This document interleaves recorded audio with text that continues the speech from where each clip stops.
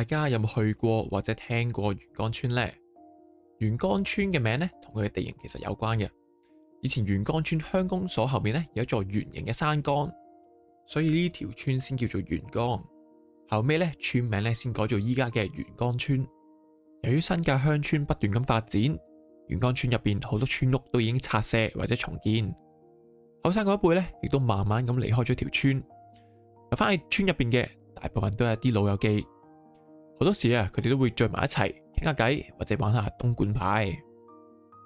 嗱，你千祈唔好撈亂咗東莞牌同埋麻雀入邊嘅廣東牌同埋台灣牌嗰啲啊，呢啲係唔同噶。唔知住喺香港嘅你對舊香嘅文化有幾多認識呢？東莞牌又叫做油虎，係中國廣東地區嘅傳統紙牌遊戲，曾經咧喺香港亦都相當流行噶。東莞牌同麻雀啤牌唔同，佢係長條形嘅。有3種花式，分別係餅、公同埋條。玩法咧同麻雀好似，就係打牌、摸牌、做牌、上牌、開槓同埋食糊。好似好複雜啊嘛。唔緊要，我放個 QR code 喺右下角，自己了解多少少究竟呢個東莞牌係點樣玩啊？好簡單咁講，東莞牌就係將2張點數一樣嘅牌組成一對，花式一樣嘅就叫真對。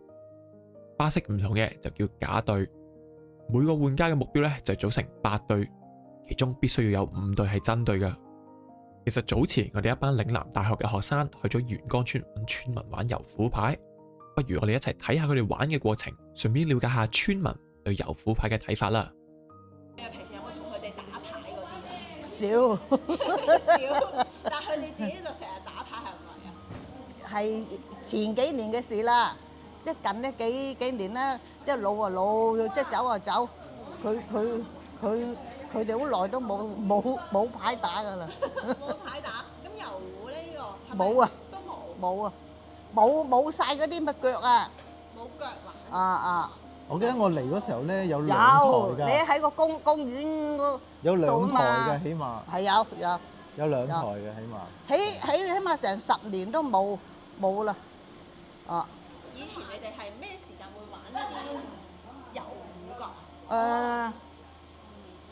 即係農作，即係啲農家唔係咁忙嘅時候咯，譬如國元和啊，即係有咩節日啊嗰啲咯。但係你哋多數玩油壺多定麻雀多啊？嗰陣時就冇乜人識打麻雀，都係4-5個人坐埋一齊就，因為就油壺多。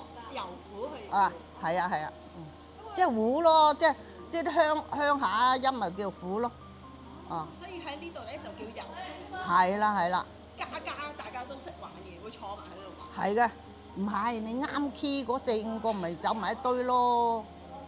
見到佢哋玩呢個，你有咩感受？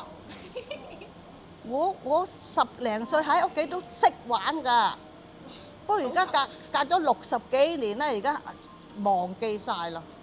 即係會令你諗翻起之前啲嘢。係，即係諗翻細嗰陣時一班，即係細個係無憂無慮嘅，好雖然係物質啊、食物啊嗰啲唔係咁豐富。有冇玩係咪會唔記得咗啲牌？係啊，我而家阿嫲都唔記得晒咯。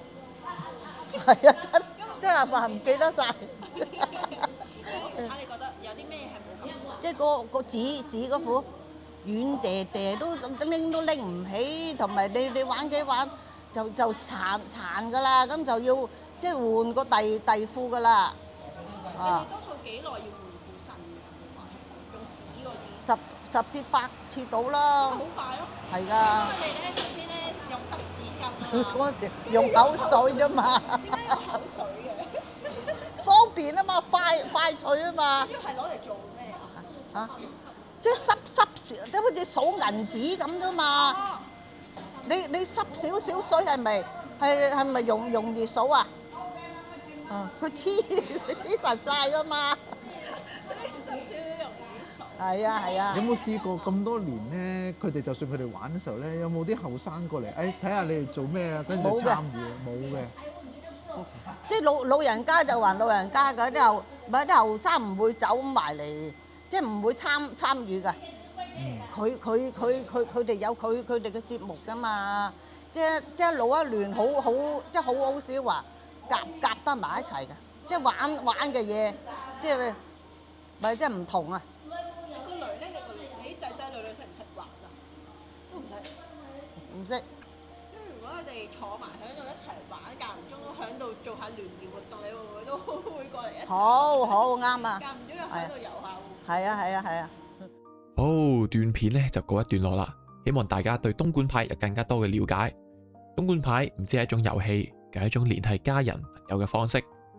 正如我哋喺訪談入邊聽到嘅，呢種遊戲帶俾大家無限嘅歡樂同美好嘅回憶。希望未來有更加多人可以接觸到呢種遊戲，並且可以體會到當中嘅樂趣。最後，我哋都想大家反思一個問題：到底我哋點樣先可以令長者更加投入喺呢個社區入邊呢？期待你嘅 idea，我哋之後再見啦，拜拜。